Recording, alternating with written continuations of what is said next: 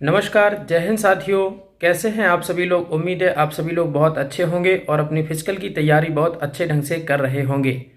Physical की तैयारी से मतलब आज हम बात करने वाले हैं, केवल 2 पॉइंट पर हम बात करने वाले हैं मध्य प्रदेश पुलिस भर्ती प्रक्रिया को लेकर।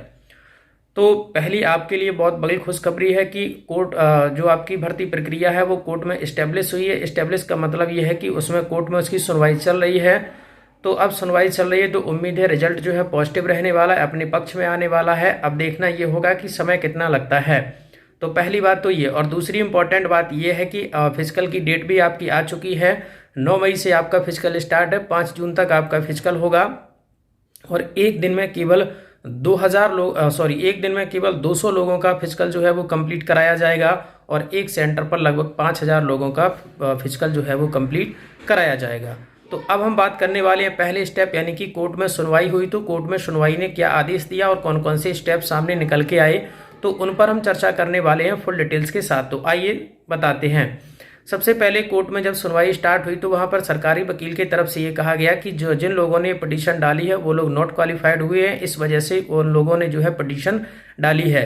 यानी कि सरकारी वकील का कहीं ना कहीं कहने का मतलब ये था कि भर्ती परीक्षा में चरण में ये लोग जो है चरण कंप्लीट नहीं कर पाए हैं 2 चरण में, यानी कि ये एहसास दिलाना चाह रहे थे कि भर्ती प्रक्रिया जो है वो 2 चरण में होती है।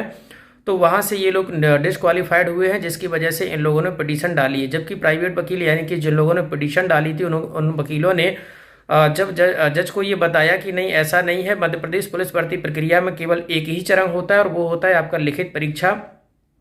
फिजिकल आपका क्वालिफाइड वाला रहता है, फिजिकल जो है वो आपका चरण में काउंट नहीं होता है।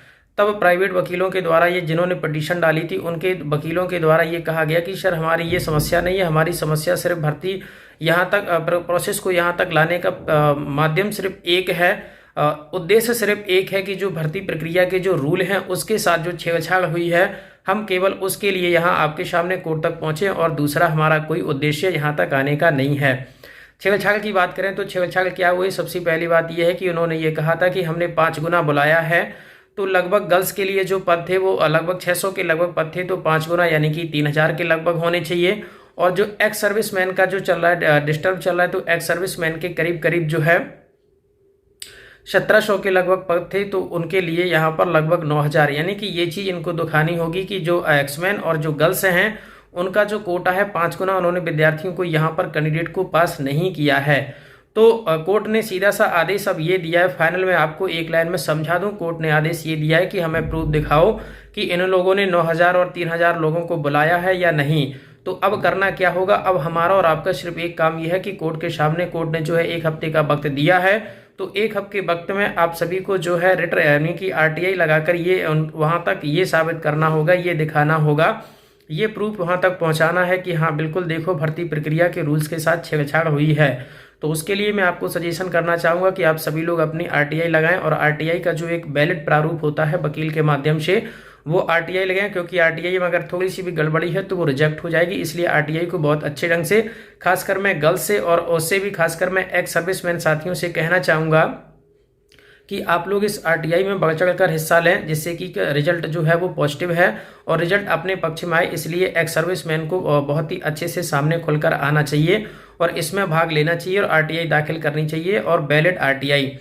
तो ये आपके लिए पहली महत्वपूर्ण खबर थी। अब मैं दूसरे टॉपिक पर बात करने वाला हूं कि बिल्कुल आपका फिजिकल स्टार्ट हो चुका है, तो फिजिकल की तैयारी आप बेहतर ढंग से करते रहिए।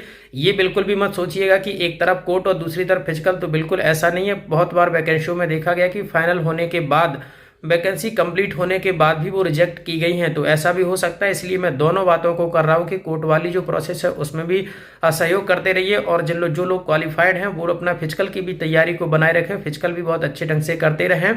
क्योंकि फिजिकल में आपको थोड़ी सी ज़्यादा मेहनत पड़ने वाली है, वो इसलिए क्योंकि मई का महीना मध्य प्रदेश के लिए सबसे गर्म महीना माना जाता है और उसमें आपका पूरे मई के महीने में जो है वो आपका फिजिकल कराया जाएगा। तो ये 2 पॉइंट थे कोर्ट की तरफ से जो बहुत ही महत्वपूर्ण ये बातें यहाँ पर निकल गए हैं जो हमने आपको शेयर की। अब मैं आपको 2 सजेशन देना चाहता हूँ कि वो ये कि सबसे पहले तो जो लोग भी हमारे YouTube चैनल पर नए हैं तो प्लीज़ चैनल को सब्सक्राइब कर लीजिए। वो इसलिए कि मध्य प्रदेश पुलिस भर्ती प्रक्रिया की पल पल की अपडेट लेते रहने के लिए हमारे YouTube चैनल को सब्सक्राइब करके रखें और नई पुलिस भर्ती प्रक्रिया को लेकर जो भी अपडेट, नई पुलिस भर्ती प्रक्रिया को लेकर जो सभी सब्जेक्ट के जो आपकी टॉपिक हैं, इंपॉर्टेंट टॉपिक हैं, वो वीडियो हमारे यूट्यूब चैनल पर प्रोवाइड कराए जाते हैं। तो अगली पुलिस भर्ती प्रक्रिया की बेहतर तैयारी करने के लिए हमारे यूट्यूब चैनल को सब्सक्राइब करें और इस भर्ती प्रक्रिया के लिए पल पल की अपडेट लेते रहने के लिए हमारे यूट्यूब चैनल को सब्सक्राइब करके रखें और साथ ही बेल आइकन को प्रेस करके रखें। आरपीएम ब्रिज यूट्यूब चैनल में आप सभी का बहुत बहुत स्वागत है। धन्यवाद।